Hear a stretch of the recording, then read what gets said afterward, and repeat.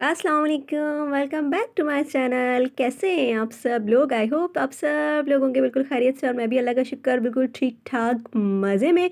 और आप लोग सुनाएँ कि क्या चल रहा है आप लोगों की ज़िंदगी में? बहुत दिनों के बाद आज फिर आप लोगों की बहन हाज़िर है।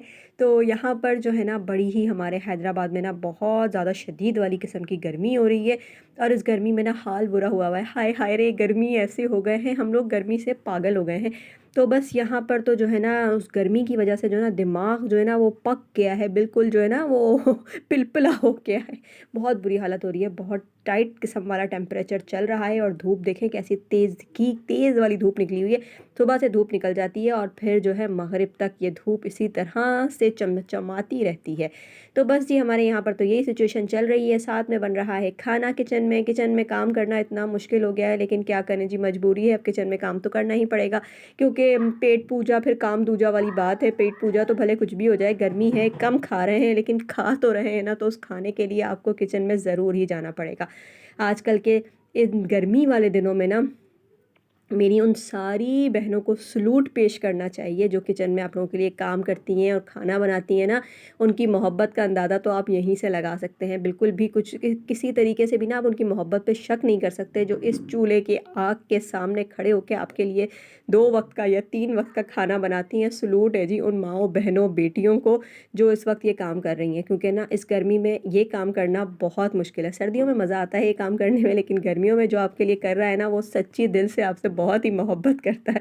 तो यही वाला मामला है। तो यहाँ बन रहा है आलू और चिकन का सालन, साथ में हरी मिर्चें भी डाल दी हैं मैंने और साथ में जो है बराबर वाले चूल्हे पर जो है ना गर्म पानी रखा हुआ है, क्योंकि गर्म पानी डालने से जो है ना सालन का बहुत ही प्यारा सा कलर भी आता है और फ्लेवर्स भी बहुत मज़े के आते हैं। और साथ में जी केरियाँ आई हुई हैं, गर्मी है, गर्मी में केरियाँ खाने से भी कुछ होता ही होगा, मुझे पता नहीं है वैसे कि केरियाँ खाने से क्या फ़ायदे हासिल होते हैं। लेकिन केरियाँ जो है ना आई हुई हैं तो चटनी ज़रूर ही बनेगी और केरी की जो चटनी है ना वो इस सिलबट्टे पर पीसने का अलग ही टेस्ट आता है। जूसर ब्लेंडर में जो मज़ा है वो है ही, लेकिन वो तो फिर आप जब वक़्त लगे और आपकी हिम्मत ना हो तो आप कर लें। लेकिन इस सिलबट्टे पे पीसने की ना एक अलग ही टेस्ट आता है और बहुत ही मज़े की लगती है। तो यहाँ पर मैंने केरी, धनिया, पुदीना, हरी मिर्च और एक छोटी-सी प्याज़ भी डालकर इन सब को पीस लिया और अब मैं उतार रही हूँ सिल से उसको नीचे। जल्दी-जल्दी से उतार के थोड़ा-सा पानी भी डाल दिया और जल्दी से इसको उतार लेंगे और गरमा-गरम खाने में खाएँगे। क्योंकि दोपहर के वक़्त में जो है ना ये चटनी, लस्सी और रायते टाइप चीज़ें जो है ना वो बहुत ज़्यादा अच्छी लग रही होती हैं। आप लोग बताएँ कि आप लोगों के घरों में क्या मेन्यू बनता है गर्मियों में?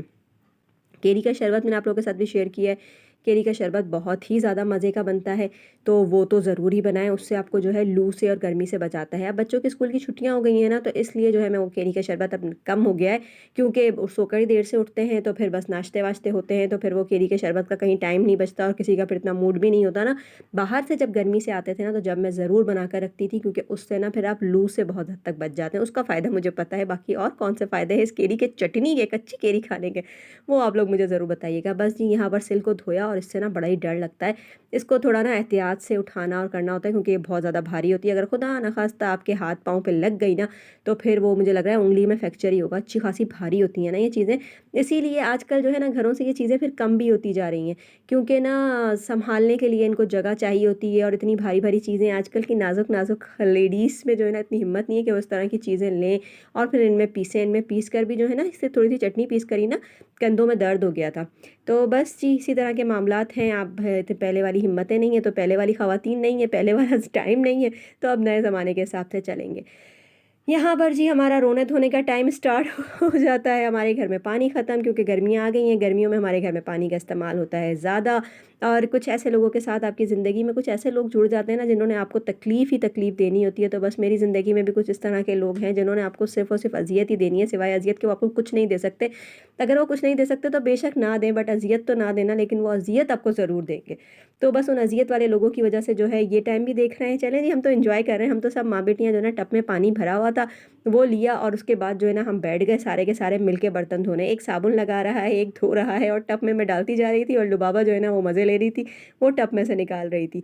और हर चीज़ को जो है ना कहने का जो असल जो है ना, हर चीज़ को ना रो धोकर भी टाइम गुजर ही जाएगा, उसी टाइम को अगर हंस के गुजार लेंगे ना तो आपको भी मज़ा ही आ जाएगा। तो इसलिए मैंने कहा जी हंस कर ही गुजार लेते हैं, रोने धोने को दफ़ा करो, मट्टी डालो। जो लोग चाहते हैं ना कि हम रोते धोते रहें, तो उन लोगों को जो है ना साइड लगाने के लिए ना ज़रूरी है कि आप लोग खुश रहें। जितना उनको दिखाएंगे ना कि हम लोग खुश हैं, उतना ज़्यादा वो आग में जल भुन जाएंगे।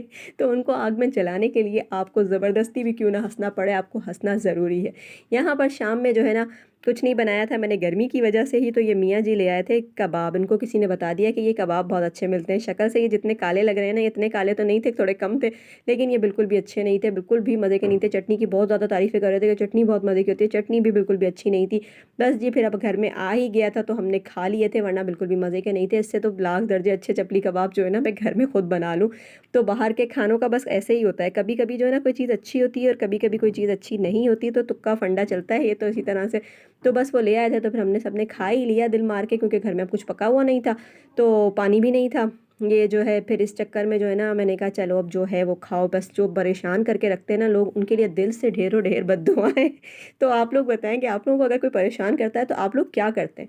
अगर आपकी लाइफ में कोई ऐसा बंदा है जो आपको बिला वजह का तंग करता रहता है, तो आप लोग उसके लिए क्या करते हैं? ढेरों ढेर मेरी तरह बद्दुआएं देते हैं, या फिर लड़ते हैं, या फिर अपना हक छीनना जानते हैं? क्योंकि बहुत सारे लोग अपना हक छीनना भी जानते हैं। तो बस जी यहीं तक थी मेरी आज की वीडियो अच्छी तो ज़रूर लगी होगी, जब भी तो यहाँ तक देख ली तो वीडियो को लाइक ज़रूर कीजिएगा, चैनल पर नया है तो चैनल को सब्सक्राइब जरूर कीजिएगा। फिर मिलूंगी आपसे नेक्स्ट वीडियो में, जब तक के लिए अल्लाह हाफिज़, टाटा बाय बाय।